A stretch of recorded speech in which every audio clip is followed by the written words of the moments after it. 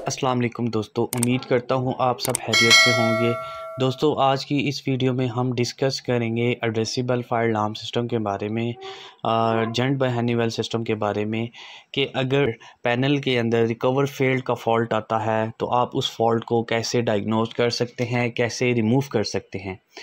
तो सबसे पहले हमने ये समझना है कि ये जो रिकवर फेल्ड का फ़ॉल्ट आता है ये किन रीज़न्स की वजह से आता है। तो आज मैं आपको इस रिकवर्ड फेल्ड का जो फ़ॉल्ट आता है उसको प्रॉपर बताऊंगा कि किन रीज़न्स की वजह से फ़ॉल्ट आता है। तो आपने इसको कैसे डायग्नोस करना है, आपने इस फॉल्ट को कैसे रिमूव करना है।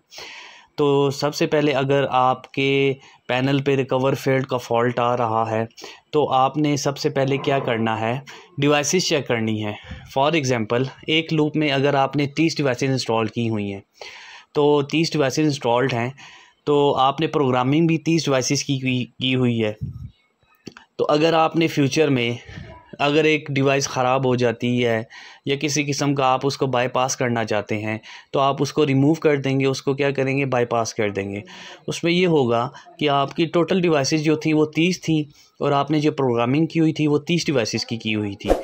अब ये हुआ कि आपने एक डिवाइस रिमूव कर दी, उसके बाद आप पैनल जब एलोकेट करेंगे, रन करेंगे, तो वो पैनल जो है वो 29 डिवाइसेस पिक करेगा क्योंकि आपने एक डिवाइस जो है वो बाईपास कर दी है। तो उस रीज़न में क्या होगा कि आपके पास एक रिकवर्ड फेल्ड का फ़ॉल्ट आ जाएगा। वो किस वजह से आएगा, क्योंकि पैनल ने जो प्रोग्रामिंग सेव की हुई थी वो 30 डिवाइसेस की हुई थी। तो अब क्या हुआ, पैनल के अंदर डिवाइसेस 29 हैं और 29 डिवाइसेस का डाटा पैनल ने पिक किया है।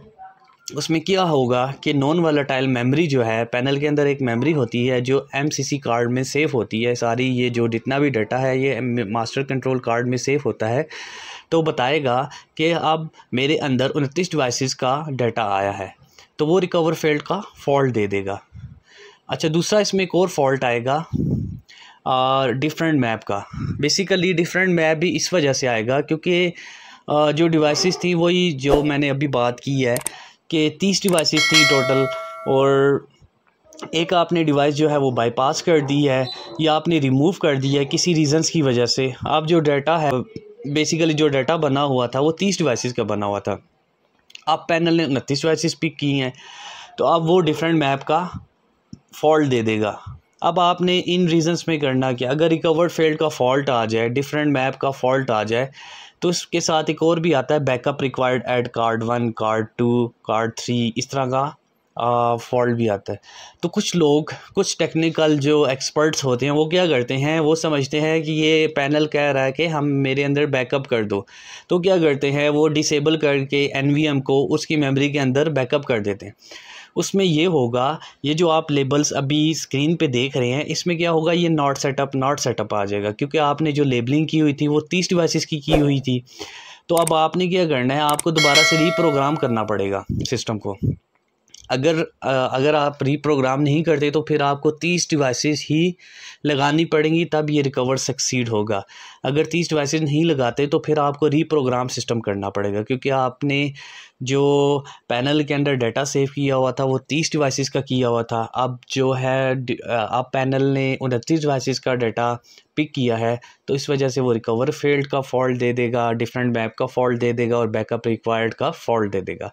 तो इसमें आपने ये नहीं करना कि अगर रिकवर फेल्ड एट कार्ड 1 का फ़ॉल्ट आ रहा है, एरर आ रहा है, तो आप के पास बैकअप रिक्वायर्ड का भी फ़ॉल्ट आ रहा है, तो आप एनवीएम को डिसेबल करके कार्ड को बैकअप कर दें।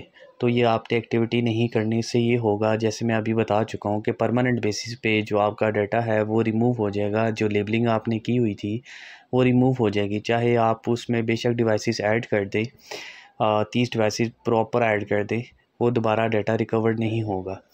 तो ये चीज़ आपने ध्यान में रखनी है। जब भी रिकवर फेल्ड का फ़ॉल्ट आए तो समझ लें आपने जो डिवाइसेस एग्जिस्टिंग डिवाइसेस थी उनमें से एक डिवाइस या तो आपने रिमूव कर दिया या ख़राब हो गई या बाईपास हो गई है।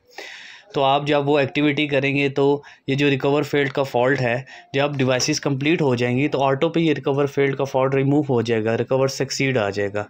तो ये आपने ये चीज़ ध्यान में रखनी है कि जब रिकवर फेल्ड का फ़ॉल्ट आए तो आपने कभी भी जो बैकअप है उसको नहीं बैकअप नहीं करना, किसी भी कार्ड को बैकअप नहीं देना। उम्मीद करता हूँ दोस्तों आपको ये वीडियो पसंद आई होगी।